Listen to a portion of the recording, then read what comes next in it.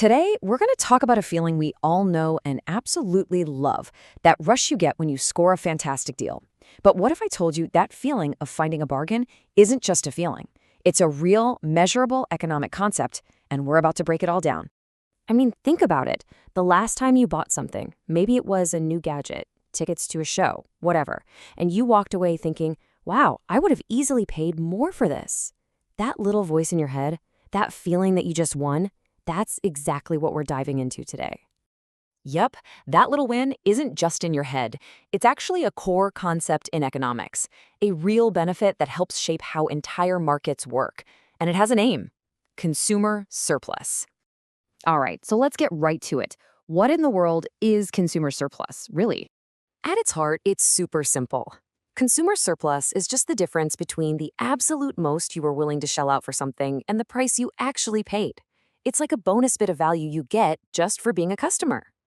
And hey, this isn't some new idea. The economist Alfred Marshall was one of the first to really pin this down. I love how he put it: the price you'd pay rather than go without a thing. That phrase really gets to the core of it. It's all about how much something is truly worth to you. And the math behind it? It's about as easy as it gets. Let's say you were totally ready to pay $100 for a pair of sneakers, but you find them on sale for $70. Your consumer surplus is $30. Simple as that. But that brings up a pretty big question, right? Why does this gap even exist? I mean, why aren't companies just charging us the absolute max we're willing to pay for everything? Well, the answer lies in a fundamental law of economics. It all comes down to something called the law of diminishing marginal utility. Now, I know it sounds a little academic, but trust me, the idea is something you experience all the time. This law is basically the engine that creates consumer surplus. Think about it like this. You're at a summer barbecue and you're really hungry. That first slice of pizza, it's incredible. You'd pay a lot for it. The second slice is still pretty good, but maybe not quite as amazing as the first. By the time you get to the fourth or fifth slice, the extra satisfaction you get just isn't as high. Since the price for each slice stays the same, you get a huge surplus on those first couple of slices where your personal value was way higher than the actual price. Okay, theory is great, but let's make this even more real. Let's throw some actual numbers at this so you can see exactly how it works. All right, first things first, let's set a price. Imagine we're buying something, and the price for each one is a flat $20. That price isn't going to change no matter how many we buy. Now, check out this table. For that very first unit, you're willing to pay $30, but the price is only $20. Boom, that's a $10 surplus right there. For the second one, your willingness to pay dips a little to $28, but you still get an $8 surplus. You see the pattern? This goes on until you hit this sixth unit. At that point, what you're willing to pay, $20, is exactly the same as the market price. Your surplus is zero, which means logically, you stop buying. So here's the payoff. If you add up all that extra value from each purchase, the 10 plus the 8 plus 6, 4, and 2, you get a total consumer surplus of 30. That number, 30, represents the total economic bonus you got from all your purchases put together. Okay, so far we've just been looking at this from one person's point of view, you. But what's really powerful is how this idea scales up to explain what's happening across an entire market. You know those demand curves you see in economics class? They're not just some random line on a chart.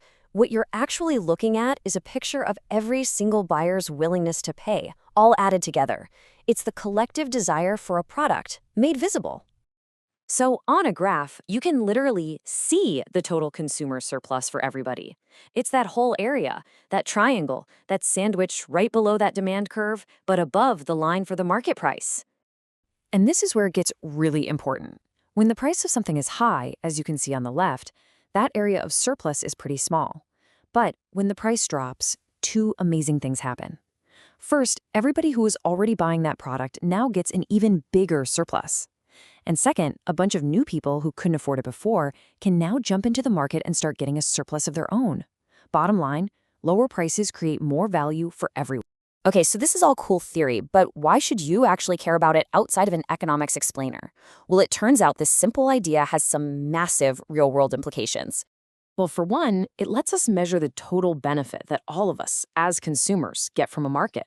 It also helps businesses figure out how different prices are going to affect customer happiness and demand. And maybe most importantly, it gives governments a way to predict how policies, like a new tax, for example, are actually going to impact people's financial well-being.